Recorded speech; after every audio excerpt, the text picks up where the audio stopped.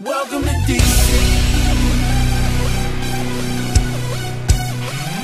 You know where you're at, the USA Cup. You're taking it slightly, I'm taking it slightly.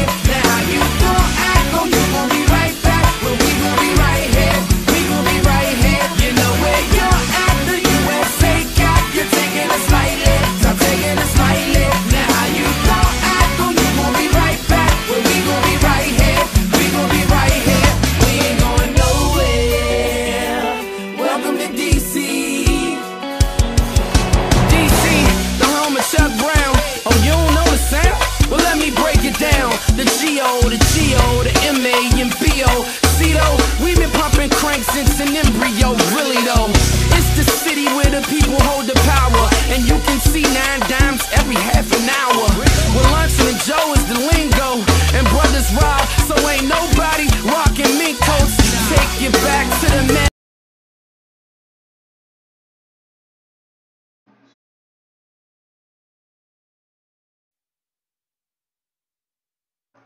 We want to thank the WANS program, the mayor's office, along with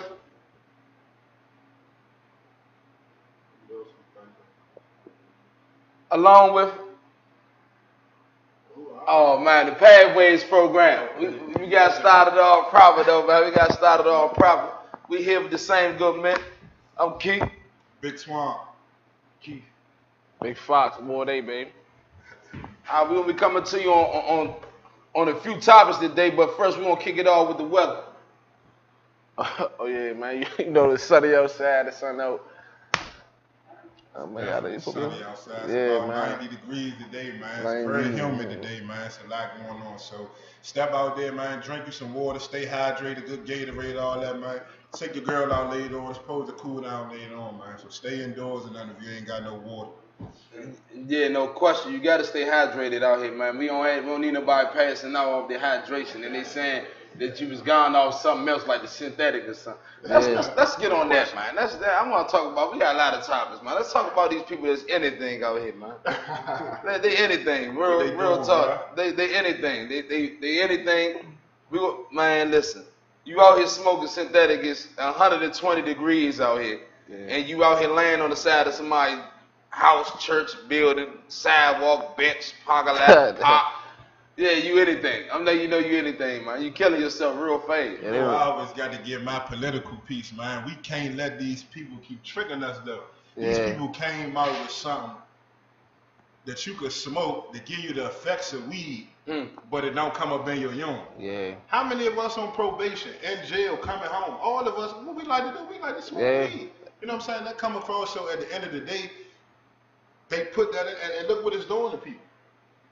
That's right. right. You go to the court building, you go to any gas station on the south, any gas station in the southeast, and all you see is people out there who smoke K2. They looking crazy, they dirty, and it's like, it's by design, bro. And they in all the little pops, man. Them people that was putting them chemicals together, they know what they doing. They knew exactly what was going to happen when they put these chemicals together. They've been talking about K2 for how many years? Since like 2010, man, that shit that had been out there. And then they did nothing but do what? Get worse. Yeah. When K2 first came out, it wasn't even like it is. Man. Claiming baddies and everything. Baddie after baddie after baddie after baddie. You foaming out the mouth. It was crazy that when somebody died, you would think that won't nobody else go out there and hit that. Man, look, somebody died, everybody tell me, where that's at? You can't handle it. Where that's at? People trying to die off that, man. That's crazy. I don't understand that part. Man, you can go down to the Department of Behavior and Mental Health, man, and they'll help you out, man. Anybody that got any drug addiction or something, especially like K2, they done got a big program for the K2 users because it's such an epidemic in the city right now, man. No question. And to speak on another drug, Opiate. 2 of them really, that's they more popular though in our communities. The lane and the perks, man. Yeah. Listen, man, the long-term effect of the lane and the perks, man, is deadly, man. It's a fun, you partying and all, but I don't even understand how you had fun passing out, falling asleep to the point where you can't, nigga smack you, go in your pockets, all that, anything, and you can't do nothing because you done took 2 perk 30s and you done pulled up a deuce. You in there dying about the OD. I don't see how you enjoying yourself off that, man. I guess it's fun nowadays for certain people to be living life on the edge, man. I guess that's what they get. I guess it's the adrenaline rushing on if you're not gonna die. Now that's stupid, man. It's goofy. I think it's more the music though, like the Shane, the Shane, the DC that could right be that, now, yeah, man. that It's could like be that too. the young guys, man, the music, cause there's so many guys from DC that's rap. So it's like the rap scene it got a big influence on us now more than it used to. I blame all that on Future, man. With all that, the perks and the lean and all that, man. My man took it to another level. He definitely Future, did. man, influencing these people. And he said he don't even do it. He probably don't even do it. But you know what's the other thing that I thought about? It's the pain though. When I hear Future talk about perks and Sylvan Lane, he talking about doing something to substitute the pain. So that's probably what a lot of people, we got a lot of pain in our city, Slim. Yeah, so it's like, these, like, you got to find another way, Slim. Yeah. You got to find another way. We understand, it's hard. It's rough out here. I ain't gonna lie, man. I was talking to somebody about our city like 2 days ago, and they was like, we up here with the grass green. And man, look, man, the grass ain't green up here, bro. It's definitely not sweet up here. Our soil is different, man.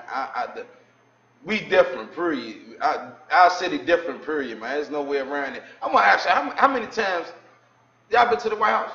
Never. Never. I never been to the White House. Got the White House, Lincoln Memorial. None of that. I ain't really walked down on the mall before. I have maybe once or twice, but I ain't really walked down on the mall like holding down on the mall. Let me look at this monument, that monument. I never even touched the monument, bro. But we do got to put some blame on us a little bit though, because DC do got a lot of opportunities that other states don't. Like talking about far as like people with felonies and stuff, opportunities, man. Bro, they be currying people, bro. We only know what we learned. Yeah. Like, our parents ain't never taken this stuff free. Yeah. Our parents ain't cars. They might not have them all. They had times they could look. We gonna load y'all up. We going down to the monument today. That's just not stuff that our parents did with us. So we don't even think about doing it now that we old that had kids. We don't really think about doing it. What was crazy, I forgot who I was talking to when we went to Six Flags. Somebody was like, man, I never been here before. I'm like, damn, son. Yeah, bro, I'm like, damn, That's one of the fire hydrant babies. Yeah. One of the babies that just be out of that fire hydrant. I was like, damn, son, you really ain't never been here. I'm like, damn, son, you must have had a really You know how many reverend people man. probably the New Walk ate at a restaurant called the V. You know what I'm saying? Then it was about 200. Yeah, you go upstairs on the elevator, and then they went downstairs after it was over. They got a concert hall. He said the best concert hall in D.C. Miguel performed down there. This down at the Walk. This is a regular night, a weekday. He went down there, had a nice little crab cake. It's on the ground, a little crab cake looking good, spent some money. Went downstairs, had a nice time. It was safe, it was cool. Got to see Miguel with wife and eat good. All this in the city. He caught an Uber 3 to 5 minutes down the street. But we don't be saying that. Man, we gotta get out more though. Like we can't, Yeah. cause so many of us, we gotta move away from DC. It's so cruddy here, and it's a lot of bodies.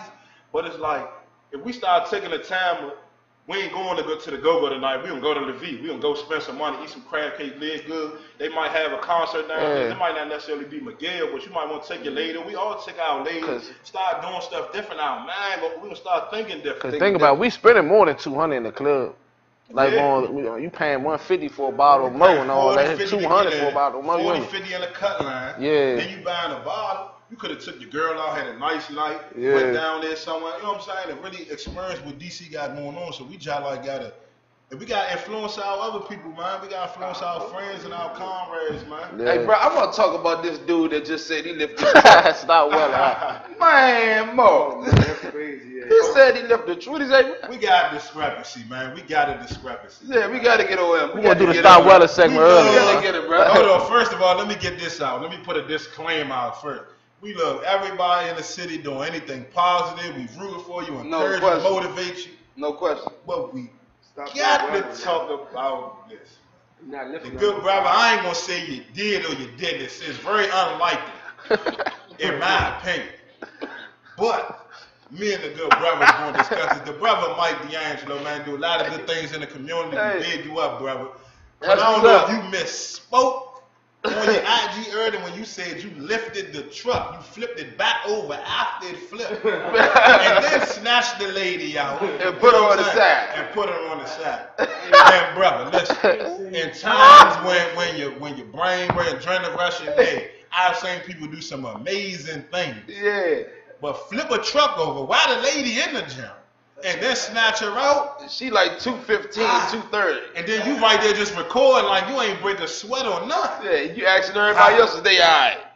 Man, look. You got gonna to be a stop part of welling, this man. segment, man. Got to Stop welling, bro. I promise you, man. And to be honest, bro, I don't even think that it would be smart to flip the truck back over. While she could have a neck injury, back injury. Yeah. You flip the truck back over, it's a lot of weight. So when it turn back on its wheels, it's gonna rock for a minute, shake. You fucking around and she neck already loose. She break her neck or I something. ain't gonna hold you, and I don't think you really walking fitted.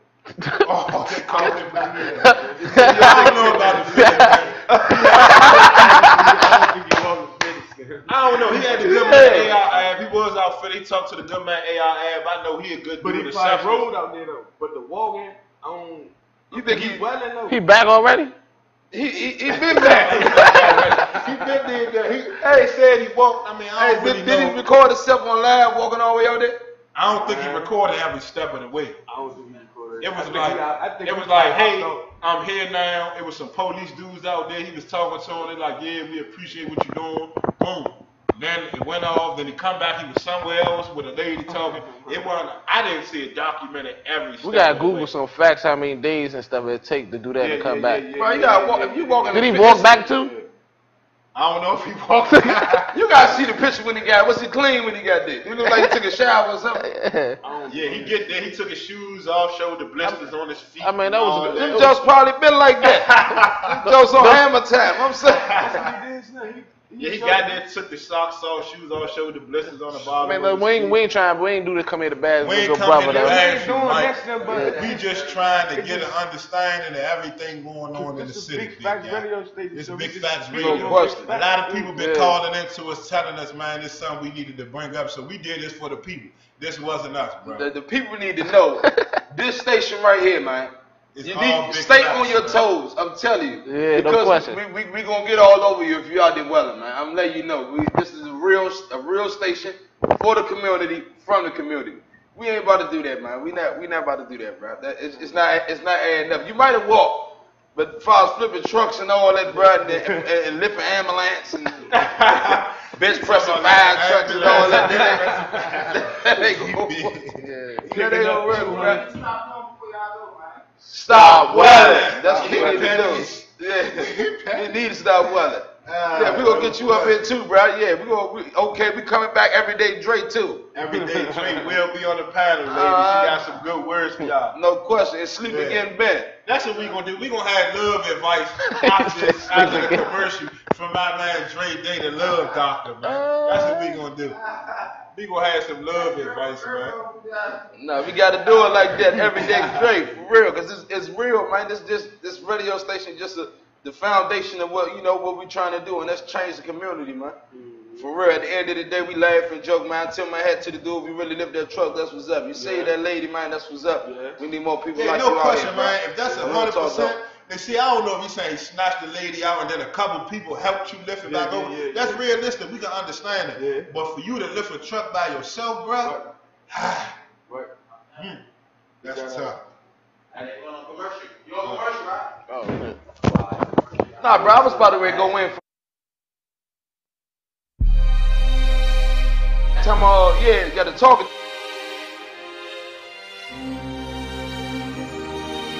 In the face of adversity, I prepared a verse to see, or hear rather.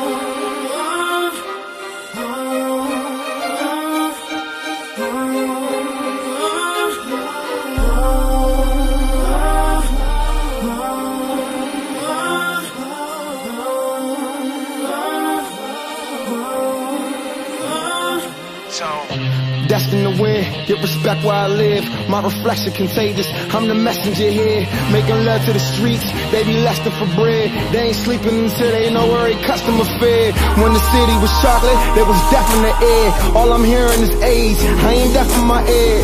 Nah, I ain't deaf in my head, but they push them whites in the hood like Ray Evans was dead. Shout out to Curvebone, he told me I would make it. Now me, Tony G and Trey got the keys to the nation. Pray for peace with the babies, they have beasts in the summer. Cause he fiending for trouble, he got a fiend for a mother. Got no leaders among them, got no loyal to either. One police get the cuffin', baddest homie deceive him. See his co where they be at, on that boat like a pirate. Politicians fucking hookers, why he mad at my ganja? Kick him out of the city, for some whites who can pay up. Still different neighborhoods, killing over what isn't theirs. Lost my nigga over nothing, no. Saeed Alicia, I miss ya, God bless my brother's soul.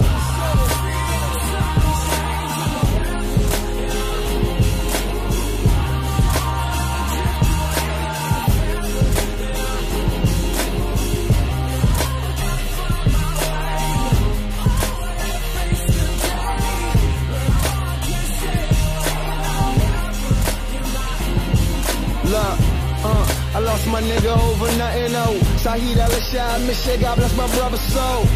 Ricky is sitting, Baba was sitting, caught up and slipping for fearing a McDonald's position. Seen it over $1, got him under a flower. Funeral drama, niggas mystery baby mamas. They ain't really for condoms, I just think that it's shocking. Got no fear in no officer, they be scared of them doctors. I'm aware of this problems, no Obama gon' stop it. Where there's minimal conscience, and it's thousands of choppers. I know how at that college, but that town got some problems. I done seen them bomb a fluid, ruin a nigga promise. Little women be mamas, little niggas ain't fathers. Ain't nobody here leading, this way too easy to follow. They need deep in today, ain't too fond of tomorrow. Although they get you paper, I pray you weighing your options.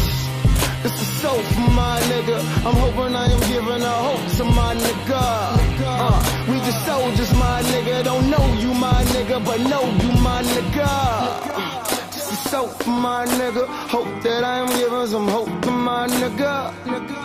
We just soldiers, my nigga, don't know you, my nigga, but know you, my nigga. Nigga, know you, my, and you know you, my nigga. Know you, my. Look, my nigga.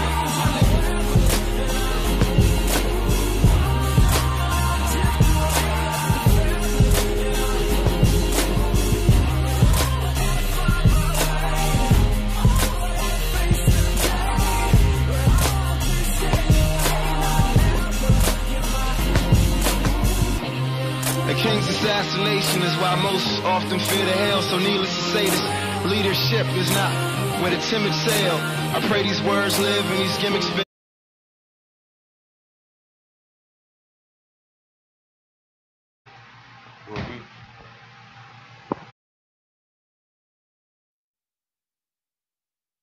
We want to thank the WANS program, Mayor's office, and Pathways program as well. We about to kick it back off with some hot topics. We got some hot topics coming from the good man.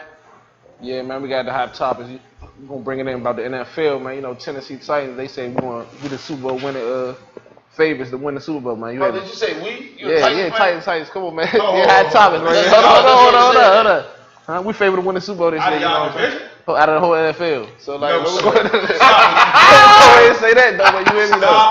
On other news, man, they got, y'all go undefeated, they're going to disrespect Aretha Franklin.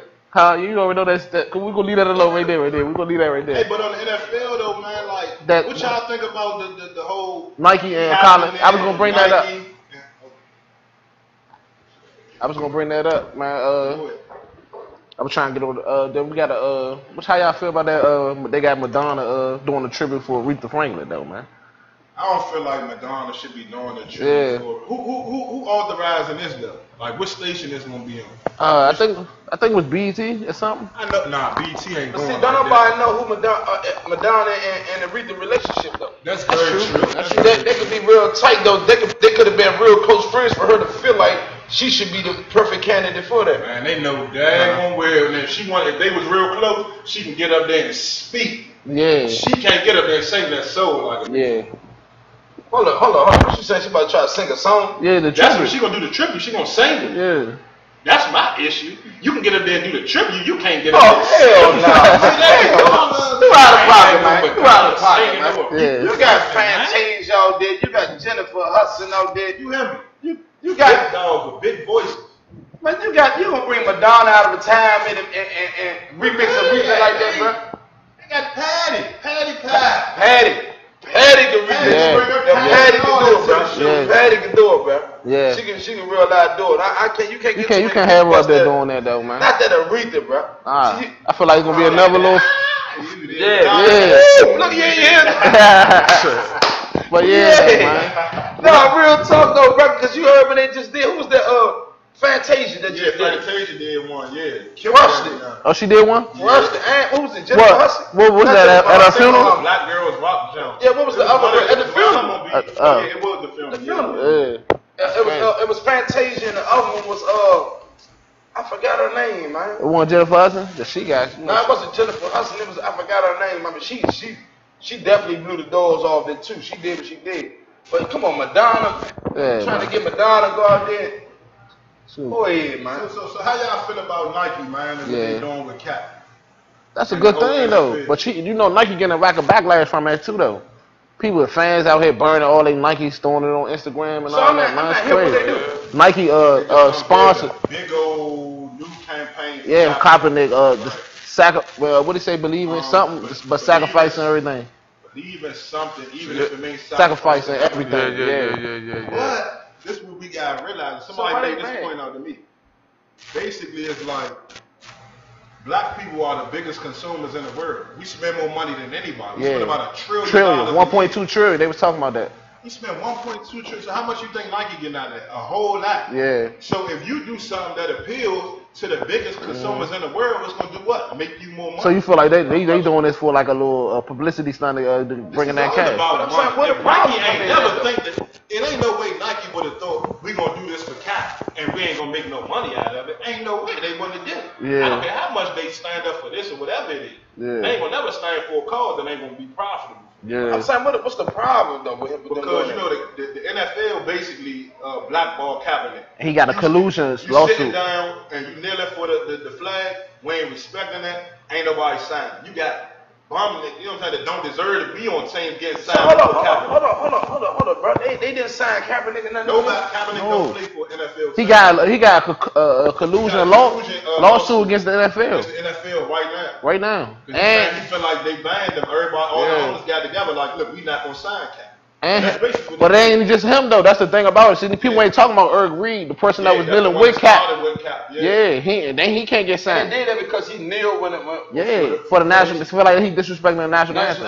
Yeah, but you know, he entitled to do whatever he want to do. But you know, kneeling in other countries is a sign of respect. So they trying to make it seem like they just disrespect. You hear me? How is that disrespecting every country in the world? That's a sign of respect. You kneeling.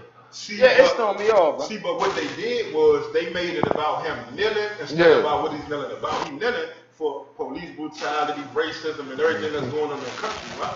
So if you take him and say, you know what, we gonna demonize him and villainize him, make him look like the bad guy, make him look like the bad guy. Ain't nobody talking about the cause no more. So they're trying to make an example out of Trump hijacked the NFL said, if you kneel, you will be fine. Trump did that though, bro. Jerry Jones, if you kneel, you will not play for the Dallas Cowboys.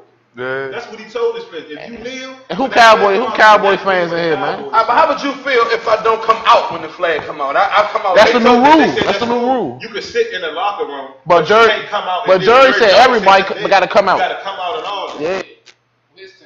See, but even staying in the locker room, you got to come out and everything. He don't care about the NFL rule. You coming out, you play with his team. You got to come out and you got to stand. You can't stay in the locker room for the national anthem. You're not gonna be playing for his team. Alright, but everybody need to roll out. I mean, the ones that feel that way need to leave. You know what that Prescott did? He did some house labor and backed them and said, yeah, everybody should stand for the national anthem and all that.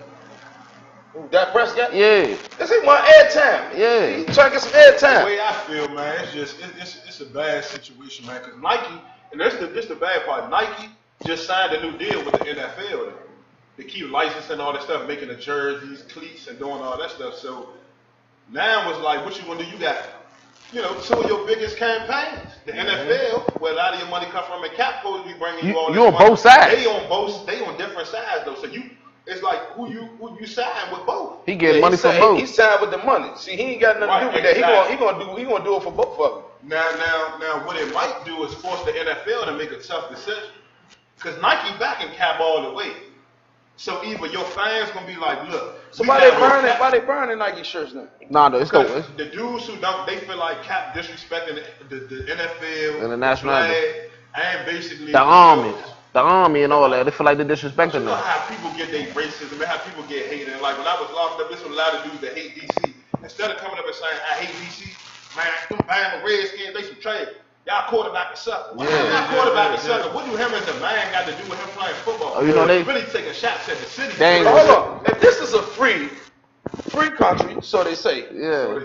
So they say. What's the problem with him not standing for that? I feel like everybody should be entitled to do whatever they choose to do. They feel like at the end of the day, I don't know too much about the gym. they feel like at the end of the day, this is a job. I hired you to play quarterback. Yeah. So other than playing quarterback, when you on this field, we don't want to see you. I guarantee we you. don't want to see you doing none of that. I guarantee you. What's gonna If happen? Aaron Rodgers knew, ain't nothing gonna happen, bro. Yeah, it ain't. I guarantee you, if he AR. ain't nothing, yeah. So he better know they ain't gonna get rid of no AR. Yeah. They're gonna be like, man, look, you gotta find a whole team. We're not getting rid of AR. So is it any more players that feel that type way though?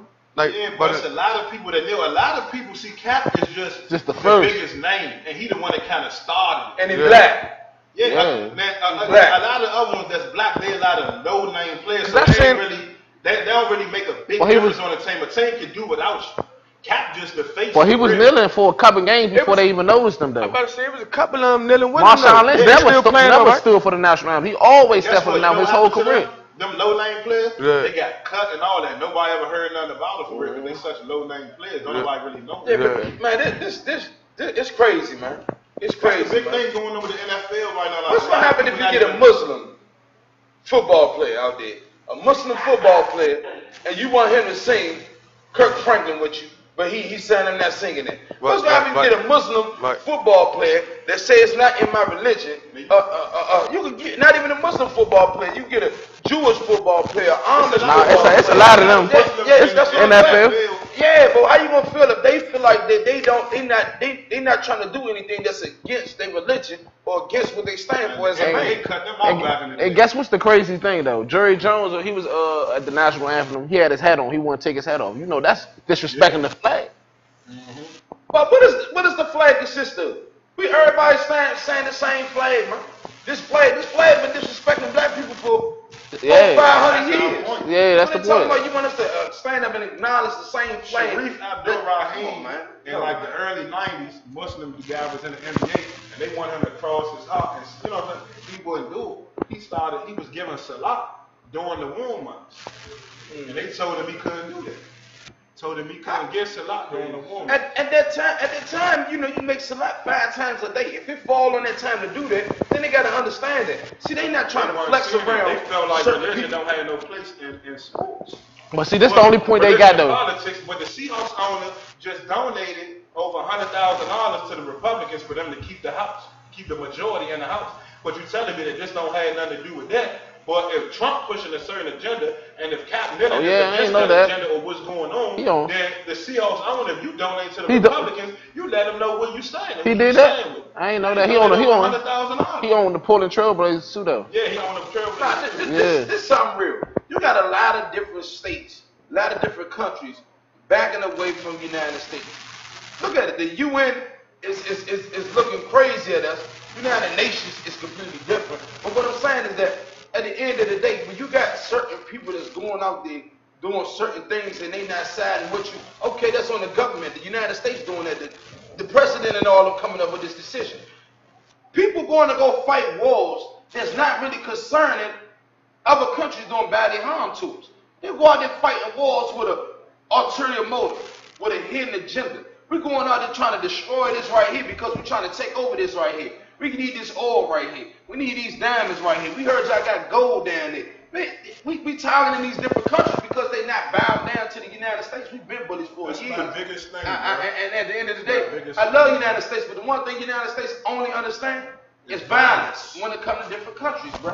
Violence. So if they saying it's like against the law to kneel, that's what it's not against the law. But basically what they telling them in the NFL is, listen, y'all come in to play football. If y'all want to protest when y'all not here, cool, but you're not going to come But this the only point they got though, bro. I give them that point. They can do that though, cause that's their workplace. You can't. That's a law. You don't supposed to protest in like while you in the workplace. They can say you can't do this at my workplace. Say that they can do that though. Yeah, because you're supposed to be professional on the job. Yeah. I see what you're saying. You're supposed to be professional on the job. If it's not really crossing the line. Yeah. That is That's what I'm saying. But now that I'm looking at it both ways, which I still feel like you can do whatever you do. Yeah. But it's a silent protest. It's a silent protest because But you're when standing you make out. me stand over there, you make me hold over my chest and say and do it. Look, you making me stand for something that I don't feel like I stand for. Yeah, I shouldn't have to do that. You right though. You right though. That's why I don't agree with the flag and what the flag is standing for right now, which is what this country is doing. Do have that right. People, I don't feel like that I should stand up and have to respect Hey, the flag. notice they don't do that in schools no more, right? Let me say this. Yeah, they definitely don't do that in Yeah, they They took just it take us out on the field Let me say and this. do the that's crazy. If the whole Dallas Cowboys kneel, okay, if the whole Dallas Cowboys kneel, the whole team, you mean to tell me we won't have no more Dallas Cowboys team? That's why They ain't bold enough to do that, boy. They should though. Okay. I think the whole. I We think. about to run it into commercial real quick, right? I feel like this is a topic we can touch on, man, 'cause it's crazy. It's like we don't have no freedom. We don't, they say we free, but we not free. So who? Yeah, that's crazy. Say the past is always told by the winners, man. History is always told by the winners. If you died and lost in history, you can't tell your part. Only person be able to tell it. I am DC. I am DC. Yeah. I am DC. I am DC. Anyway you put it, these niggas ain't fucking with me. That bitch can't tell you nothing. I bet she let me hit it. Haters gon' hate, they make us dang with me. I'ma keep thuggin' till the cops come and get me. Yeah, I run my city. Yeah, I run my city. Yeah, I run my city. I run my city. Yeah, I run my city. Yeah, I run my city. I run my city. Yeah, I run my city. I run my city. Yeah, I run my city. Bitch, I'm from the south side. I got some shooters outside. One of them named Am, and one of them named Plas. The realest young and talking, these niggas telling lies. These niggas ain't from my city, they represent my city. They all around the world, but I don't catch them in my city. DC, we bout that action. DC, we bout that trapping. We ain't really bout no rapping, boy, I better not catch you lacking. I just started this rap shit, so please don't get it twisted. These niggas been rapping their whole life, so how the fuck they living?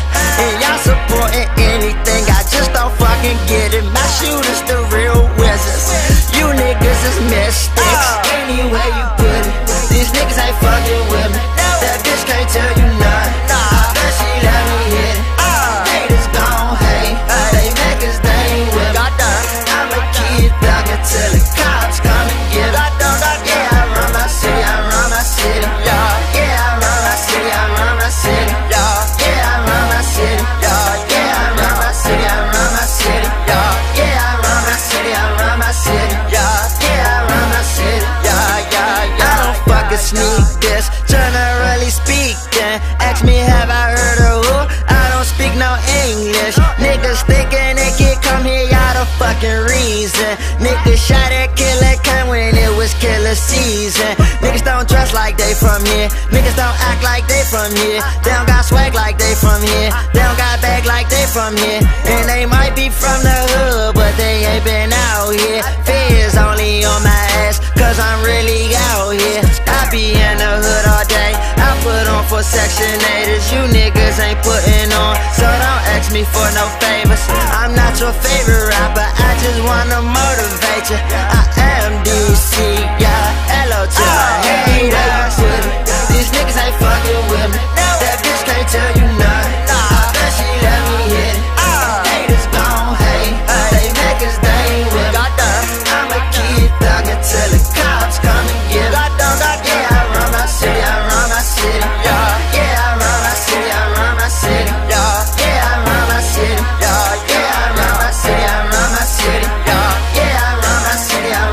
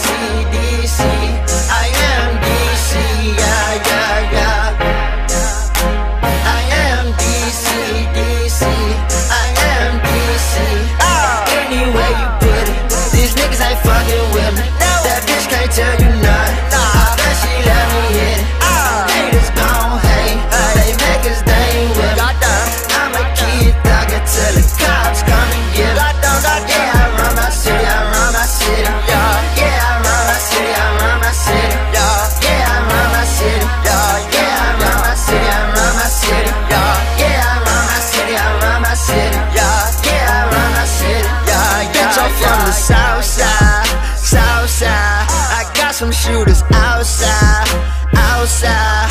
One of them named Ann, and one of them named Plas.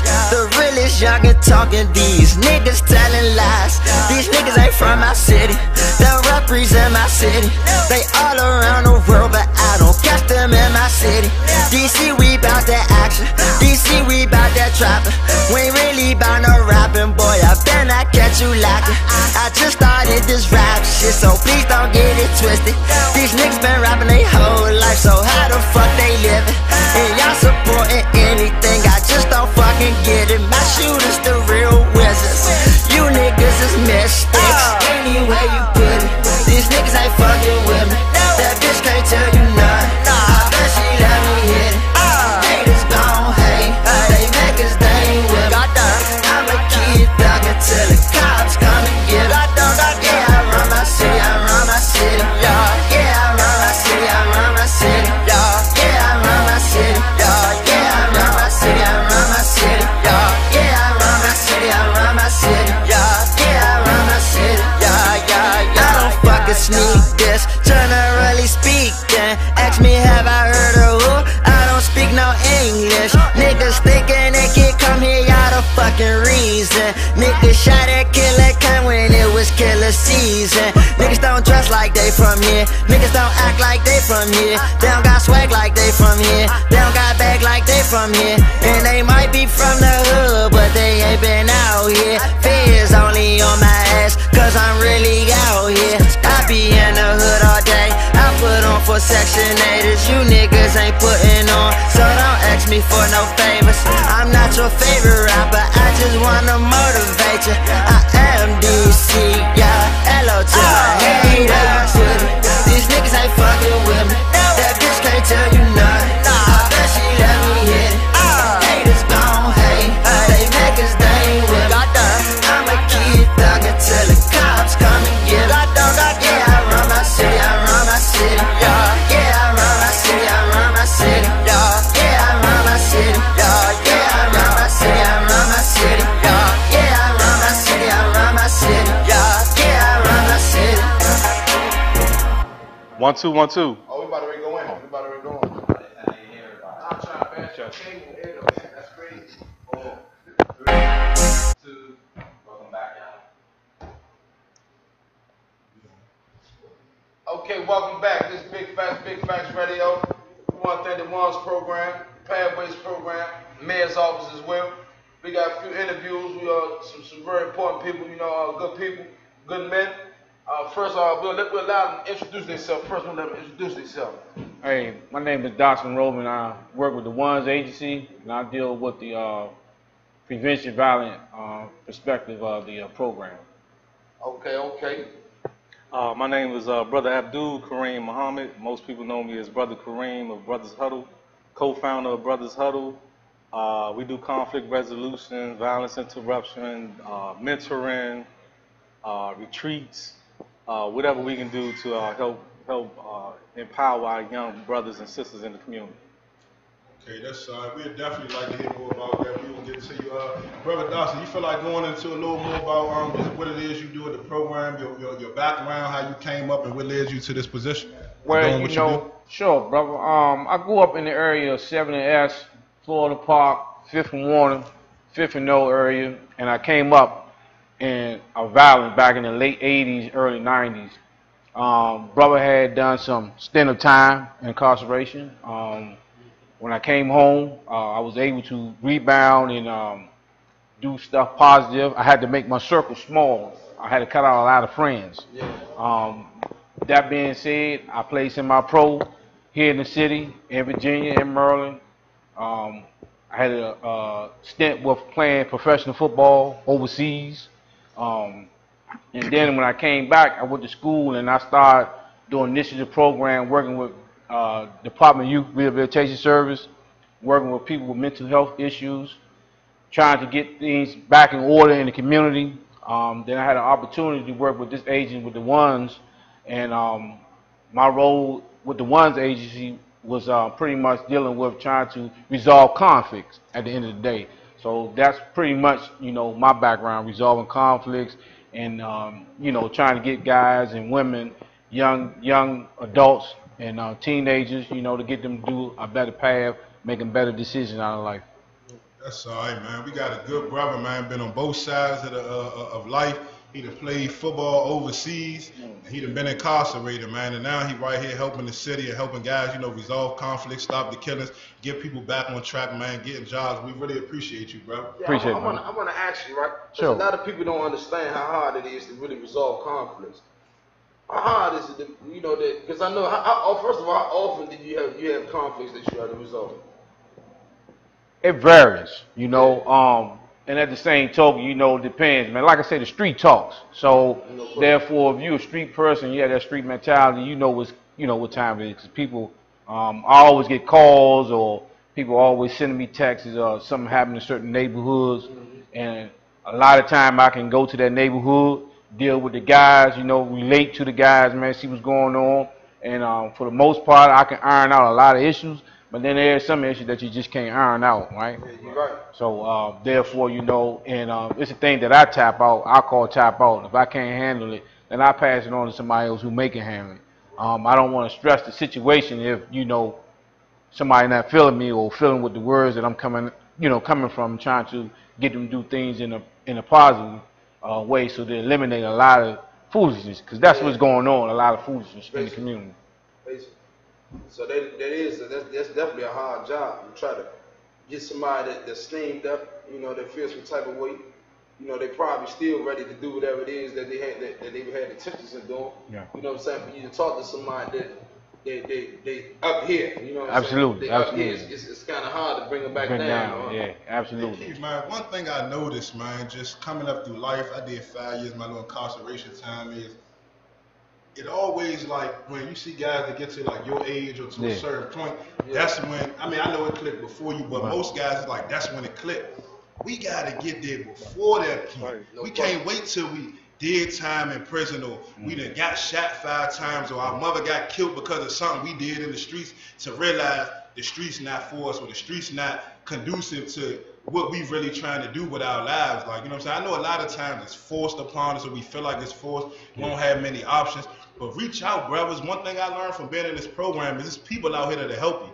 You gotta reach out though, and you gotta want to help. Ain't nobody perfect, and you're gonna continue to make mistakes in your life, but having people around you that when you make those mistakes, they can guide you and get you back on the right track, or at least put a thought in your head to get you back on the right track. You know what I'm saying? Like, that's pivotal, man. Having a mentor is pivotal, man. There's nothing wrong. Okay, you're 60, 70 years old. Every millionaire has a mentor, if not more than one. You know what I'm saying? So it's like, we gotta get out our own way and start realizing before it's too late. I think some of us actually be waiting, like, I just do whatever I do till I'm about 35, 40, and then, you know, I settle down and start doing. Nah, man, we got to do better, man. We got to take care of these kids and instill the right thing in these kids, so we don't keep having this same generational curse, man. Yeah, it's on us, man. See, reality don't kick in for a lot of people like that, bro. And be honest with you, it started from people relying on people. And I was just telling somebody it's 3 stages of being homeless.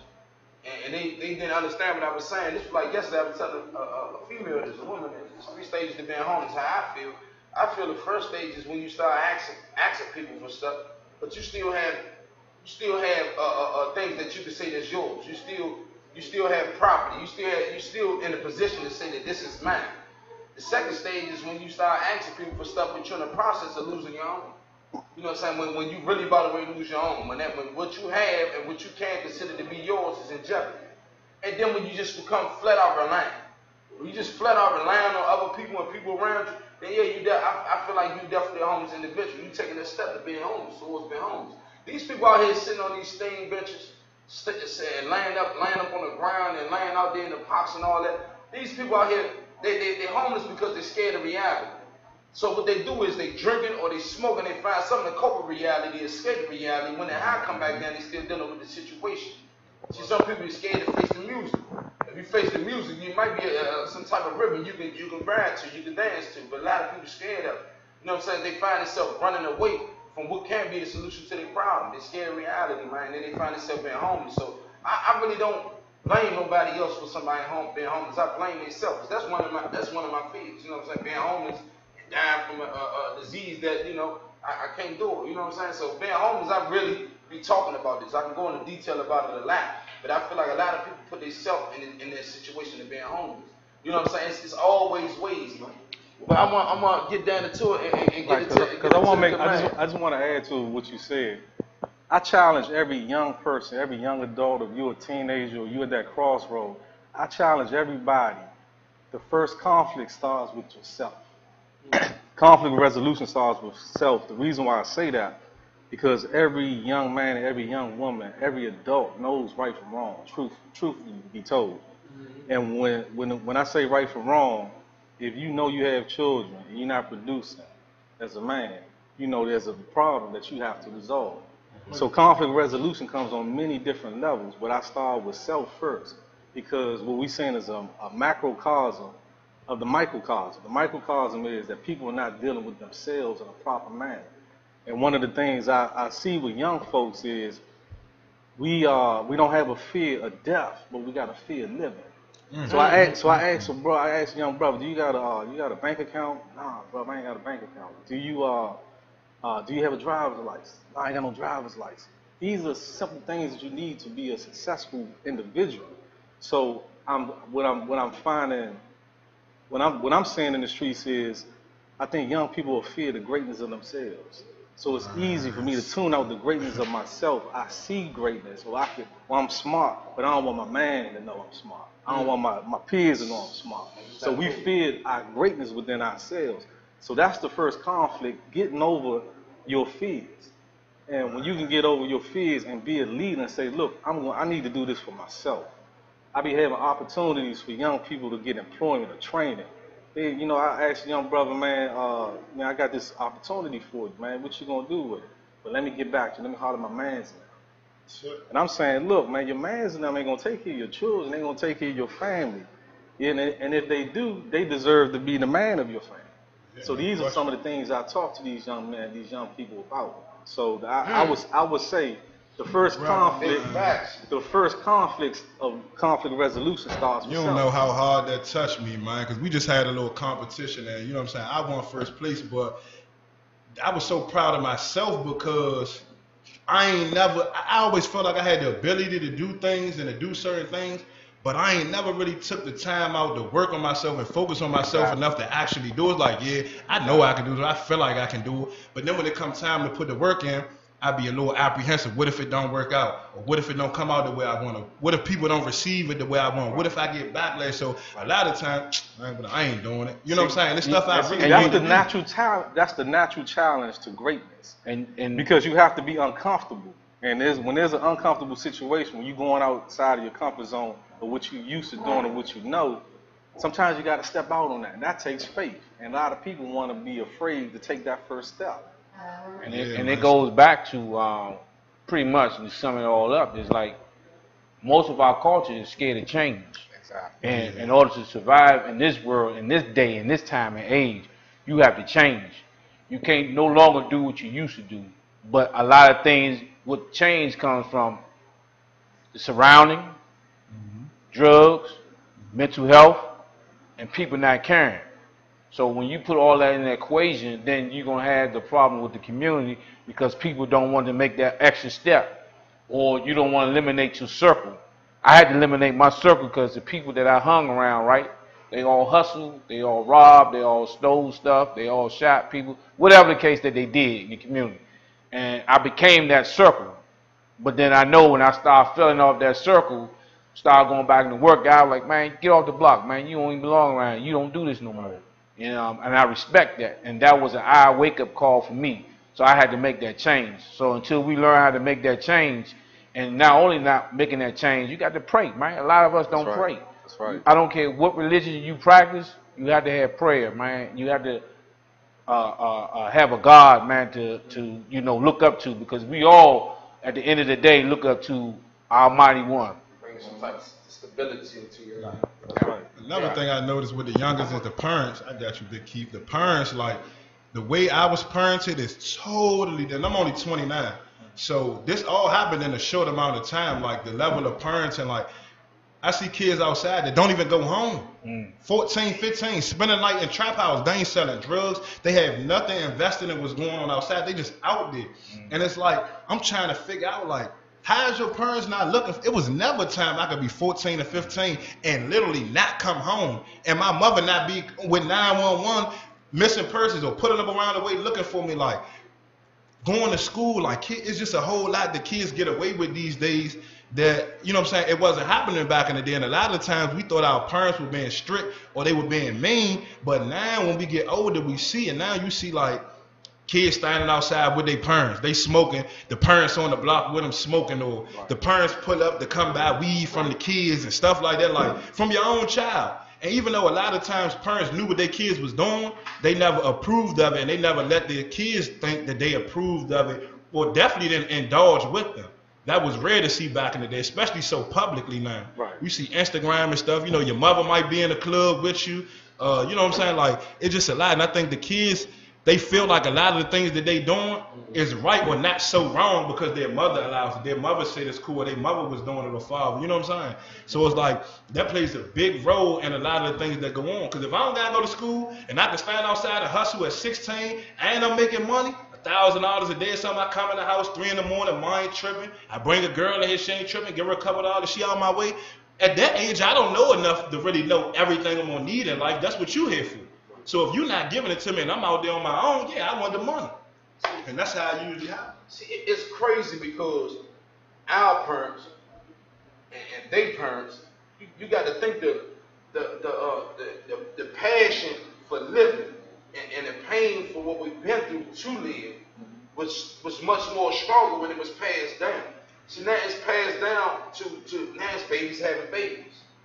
You know what I'm saying? It's passed down to babies having babies. The last ones to probably catch it was probably like the 80s babies and the early 90s babies. But I'm gonna just say the 80s babies probably the one that caught the passion that our ancestors or you know, the passion about history. They probably was the last ones to catch it. The 80s babies and the 90s babies. Because now you got kids that's born in 99 having babies right now, and they baby out there going crazy. Kids born in 96 and 95, it's babies having babies. Like the moral principles went out the window with a lot of them people because I can't say that the proper guidance wasn't there. And we can make this a topic that can go on all day because there's a lot of stuff going on. But unfortunately we can't. We had good guests up here, good men up here. But I feel like man, it's watered down. Like, you know what I'm saying? Like the passion, like you said, the passion for living and the purpose for living. We first got to understand what we've been through to understand what we're trying to be at. You know what I'm saying? Like, and a lot of people don't understand what we've been through, so they're not cherishing the fact that we're living right now in the present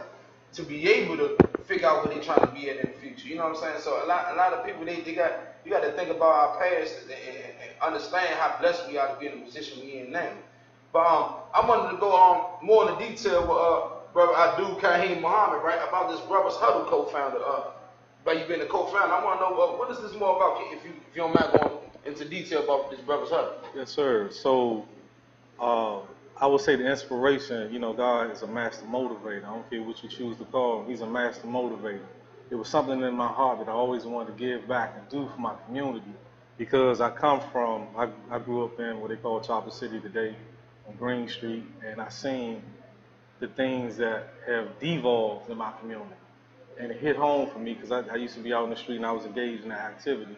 And then somebody reached out to me to give me a chance and an opportunity to change and to evolve as a man. So it hit home when one of my brothers that's in our organization, son was killed. And one of the things that I always notice is in our culture in this city, when we do see greatness, DC's the only city that I see that kills its own. When somebody's rising up, it's an envious brother amongst them that kills them. I look at other cities in New York, Philly, and Baltimore, and LA, they stick behind their artists, they stick behind the potential talent. But DC has a history of that. So when this young brother, his name was Virgil, he was killed, he was into the music. And his father, who I grew up with, to watch him go through the pain and suffering that he went through, I said, enough is enough. I got to go out here and do something, because this can happen to my son. This can happen to anybody that I know and I love, their sons. So I felt like I was compelled to go out and do something, make a change. So I went directly to the young brothers that I knew that was involved in that type of activity, and I would challenge them. And I would challenge them as men, because I'm like, you know, if you all are saying that you have the power to cause death, or you can cause war in the streets. And you, at the same, on the flip side of that coin, on the positive side, you can cause peace and you can cause life, creativity. So I would challenge these young men, man, which one you gonna be? You gonna keep the family, you gonna keep your mother, your grandmother, your children hostage in your neighborhood because y'all beefing, y'all shooting? That's unfair to the community. So that inspired me and the other men that's in my organization to go out and make change. So we went directly to where the killing was. So we started in Ward 8. We started a tour back in 2014. We did a tour in Ward 8 where the homicides was greatest in Ward 8. And we dealt with those young men and went to wherever the beasts were and tried to, I guess, engage them in love first. We didn't go, like conflict resolution. We started with our fish fries. And our fish fries will open up the community, because we come around showing up without observation, not, with no reputation, and saying, look, we want to feed y'all, we want to love, we want a community. Let y'all know that somebody is thinking about you, that you are loved. Yeah. You're not forgotten. Yeah. That was the key thing. That was the key thing that got the door open to these young men. So when we started doing the fish fries, then people was like, oh, that's Brothers Huddle. They good. They feed the community. Then we found out there's another need where children are going homeless. I'm sorry, not homeless, hungry. Mm-hmm. So I'm like, wow, some children I know will come back 4 or 5 times, and I find out, oh, this one of the children, this is one of the babies that don't eat. Mm-hmm. Yeah. So you know what I'm saying. So we was dealing with multiple different issues in the community, and then we said, look, we can't stop this. So the more we did it, the more brothers came on, we had sisters come on and join us, and that was the birth of Brothers Huddle. So from that point, we've been doing conflict resolution, mentoring. We eventually got, from 2015 to 2017, we chose Woodland that year because Woodland, I believe, had 17 homicides. And we chose that neighborhood because the crowd was the greatest by homicides. And just dealing with those young warriors, those young men, man, we got them. Well, I'm sorry, I would say we got them through God Almighty, and them wanting change, they made a change in our community. And when they made a change in the community, they said, well, look, since you all could do this, let's do a retreat to get you all out this community, to see that it's different besides what you're involved with. And that's how we got started. So now we're going from neighborhood to neighborhood. We're in Ward 6, Ward 7, and Ward 8. And we coming to a neighborhood near you all over the city. That's a big fact. That's all right, man. One thing you touched on, man, is love. And I think a lot of times in our community, man, we don't love each other. We scared to love each other. Like, we so scared about what the next man gonna say about. Exactly. And to be honest, we some of the most emotional people though. Oh, yeah. But we scared to show our biggest emotion, our most powerful emotion. We scared to use it for positivity and for peace. And we don't even, like, just a situation. Hey man, my bad, brother. That wasn't my intention, man. What's going? How your day going today? You all right? Just something like that could stop somebody from getting killed. Yep. You know what I'm saying? So it's like. But I don't think we really understand that concept. I think we lost like a sense of our blackness, like being prideful about being black. Because it's like, I look at situations from, 70s, the 80s, the 60s, you know what I'm saying? We was proud you know what I'm saying, to kill your brother. You look down upon, you killed your brother, you know what I'm saying? Like, it didn't make any sense. But now it's a total transformation where it's like, I'm not saying that we should kill anybody, but we only killing ourselves. Like, not only are the outside forces coming in and killing us and dogging us, we perpetuating it every single day by killing ourselves. You know what I'm saying? Not believing in ourselves. Like we said, you know how talented DC is? Mm-hmm. We had go-go bands, you know what I'm saying? Dudes 13, 14 playing percussion, you know what I'm saying? Drums and playing instruments that people in these big bands can't play better than them. You know what I'm saying? Like, that's real musical talent. But we ain't had nobody to cultivate that talent and say, well, look, this is what you can do. Maybe we should start this type of band or get this opened up. Like, you know what I'm saying? We not really had nobody to cultivate that. And I think the city is changing now with that. Like, we starting to notice a lot of talents and starting to try to, to piggyback on that and to make it known. But it's like, we got to love ourselves. And if you got that talent, go for it. You know what I'm saying? It's safe to say that a lot of these men out here in the streets, they claiming neighborhoods that they don't even own. You claiming areas that you don't even own. Back in the day, when they say I'm from this area and I'm from this side and I'm from that side, that means that community was one as whole, like a family. We all together. We fight together. We defend each other together. We go out together. We eat together.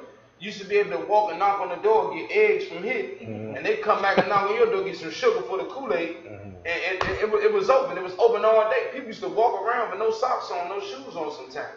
But it's crazy because the men don't look at it like that no more. They don't look at it like that no more, man. And it's definitely sad. And quick wrap it up real quick. Let's talk about the situation with Berry Farms, for example. The farms. I'm from the farms, I'm from this, I'm from that, I'm from Nana Farms to that. These dudes about to be in different hoods that they was expressing themselves strongly to. They about to spread y'all out, y'all about to go to different areas now. Y'all forced to go to different areas. Yep. So at the end of the day, what y'all gonna go in different areas, still defending your name, and then you're gonna get, the violence gonna rise up. Either you're gonna do something smart, somebody gonna do something to you. At the end of the day, they tearing these complexes down. Look at this, man. When they tear the complex down, you're no longer from that area. You can say you're from that area, but that area no longer exists. So now you're in another area, which means you got to readjust. So why wait till they destroy something for you to readjust when you can readjust now?